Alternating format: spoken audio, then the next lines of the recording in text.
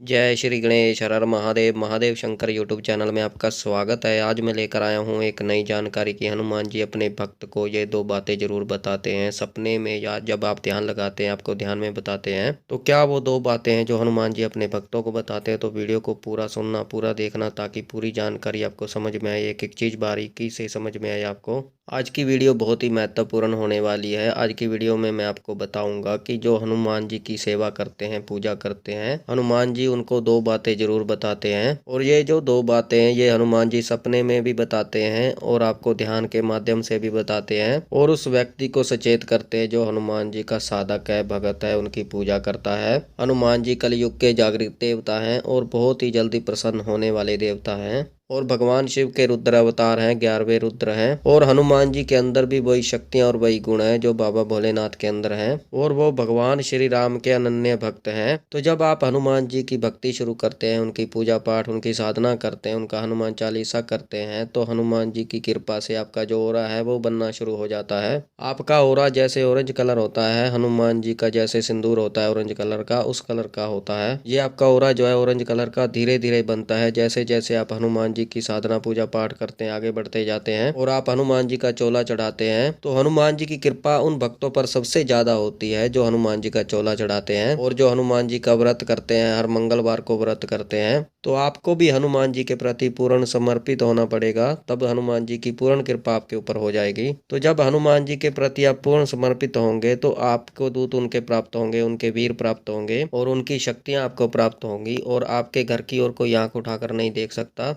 तो जब आप हनुमान जी की पूजा साधना पाठ करते हैं तो धीरे धीरे आपकी ऊर्जा में जो है वृद्धि होनी शुरू हो जाती है। तो जब आपकी ऊर्जा में वृद्धि होती है तो जो हनुमान जी की शक्ति है वो आपके पास आती है। तो जब वो शक्ति जब आपके पास आती है तो हनुमान जी जो दो बातें हैं वो आपको बताने की कोशिश करते हैं। हनुमान जी वो दो बातें आपको जरूर बताते हैं, चाहे वो सपने में आपको बताएं, चाहे वो आपको ध्यान में बताएं, ताकि आप सचेत हो जाएं। और अब वो कौन सी दो बातें हैं तो वीडियो को पूरा देखना, पूरा सुनना, एक एक चीज बारीकी से सुनना ताकि एक एक चीज आपको समझ में आए। तो एक व्यक्ति जब हनुमान जी की पूजा शुरू करता है और परहेज करना शुरू करता है तो धीरे धीरे उसके शरीर में हनुमान जी की ऊर्जा जो होती है वो धीरे धीरे उसकी वृद्धि होनी शुरू हो जाती है। और पूजा कैसे करनी चाहिए हनुमान जी की, इस चीज का भी विशेष रूप से ध्यान रखिए। सबसे महत्वपूर्ण परहेज होता है तामसिक चीजें जैसे मीट, मछली, मांस, दारू वगैरह, इनका परहेज करना चाहिए और लहसुन प्याज का परहेज आपको करना चाहिए। और मंगलवार शनिवार को आप हनुमान जी का व्रत करते हैं, उनके धाम पे जाते हैं, उनका चोला चढ़ाते हैं तो हनुमान जी बहुत जल्दी आप पर कृपा करते हैं और आपसे बहुत ज्यादा प्रसन्न होते हैं। और अगर इस तरीके से आप पूर्ण श्रद्धा के साथ उनका पूजा पाठ करते हैं, उनका चोला चढ़ाते हैं, उनके धाम पर जाते हैं, उनका व्रत करते हैं, तो 4 से 5 महीने या 6 महीने 7 महीने के अंदर आपको जो उनके दूत प्राप्त हो जाते हैं। हनुमान जी के जो दूत होते हैं वो दृश्य रूप में आपके साथ रहते हैं और आपके घर की रक्षा के लिए हनुमान जी आपको प्रदान करते हैं, हमेशा आपके साथ रहते हैं। तो ये सब होता है जब आप हनुमान जी की पूजा करते हैं पूरी श्रद्धा भावना से।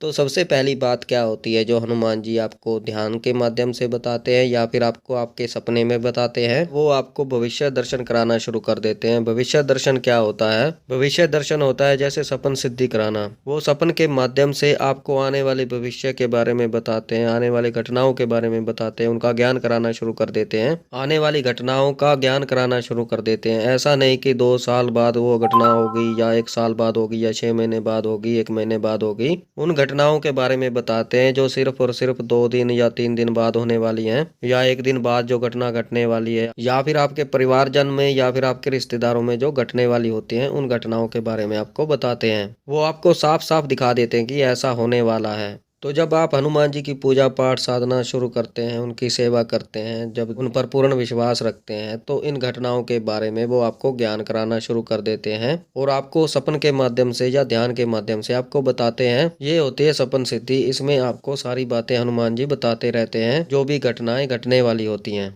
और दूसरी बात क्या होती है? दूसरी बात ये होती है कि हनुमान जी आपको सचेत करते हैं जो आपके दुश्मन होते हैं, जो आपके शत्रु होते हैं, उनके बारे में, जो आपका बुरा चाहते हैं, चाहे मानसिक रूप से चाहे शारीरिक रूप से आपको जो हानि पहुंचाना चाहते हैं, या उनकी कोई नीयत खराब होती है आपके प्रति, जो चाहते नहीं है कि आप आगे बढ़ो, चाहते नहीं है कि आप सुखी रहो और वो हर वक्त आपको अपने पद से गिराने के लिए तत्पर रहते हैं या आपको गलत रास्ते पर चलाने के लिए तत्पर रहते हैं, जो आपको दुखी करने में कोई कसर नहीं छोड़ते हैं, आपके साथ रहकर भी आपसे छल करते हैं। तो हनुमान जी आपको सचेत करते हैं ऐसे लोगों के बारे में। हनुमान जी तो जब आप उनके सामने जाओगे तो अपने आप ही मन में भाव आ जाएगा कि ये व्यक्ति ठीक नहीं है। आपके मन में अपने आप ही भाव आ जाएगा हनुमान जी की कृपा से कि ये व्यक्ति ठीक नहीं है। उनके कुछ विचारों के बारे में आपको पता चल जाएगा हनुमान जी की कृपा से, जो उनके अंदर होते हैं आपके प्रति, जो सही नहीं होते हैं। कई बार आपको आपके सपने में बता देते हैं कि ये व्यक्ति ऐसा है, ये आपके साथ ऐसा करने वाला है, ऐसा कर रहा है।